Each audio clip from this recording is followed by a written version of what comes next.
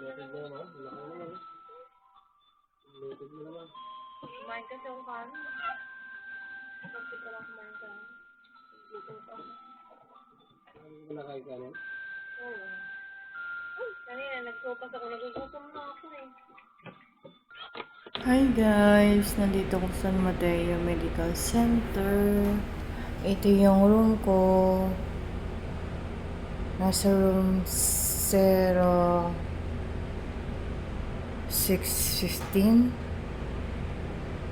Ito siya. Ayan. May higaan para sa bantay. Yung aircon, may TV, may telephone, may ref, may cabinet. Ayan guys. Tapos, itong ergo splint ng Med-Support. Dati ginagawa ko lang to. Ako ang quality control and cutting ng Velcro.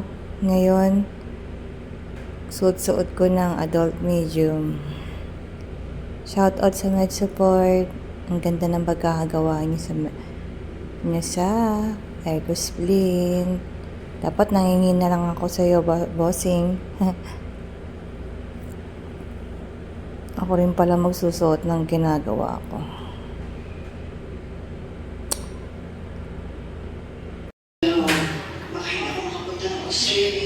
Ayan ang food ko guys. Lugaw lang. Walang lasa.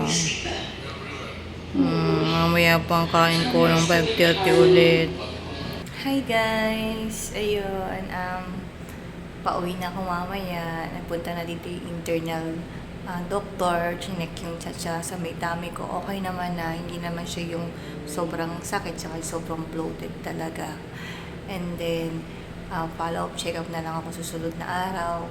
Kaya, makakalabas na ako. Miss ko na yung mga babies ko. Yan. Ako lang mag-isa ngayon dito sa kwarto ko. Kasi hindi naman ako kailangan samaan o alagaan. Kayang-kaya ko naman yung sarili ko na. Kasi, yung asawa ko ay nagbabantay sa mga anak ko. Then, mamaya pupunta siya dito para magkasikaso ng billing namin. Di ko alam kung magkakano yung billing ko. Magugulat na lang ako. Pero thank you Lord sa kagalingan. Thank you po sa mga prayers niyo po. At yun nga, still fighting. Sabi nga, laban lang kasi marami na nga tayong pinagdaanan. Ngayon ka pa ba susuko? Ayun.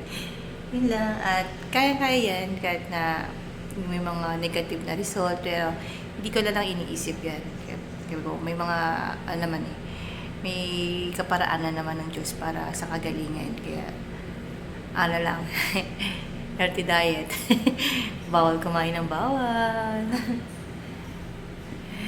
Yay! Makakalabas na tayo.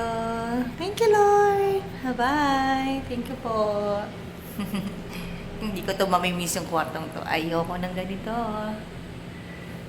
Babalik na ako sa mundo ng mga tao. Charot.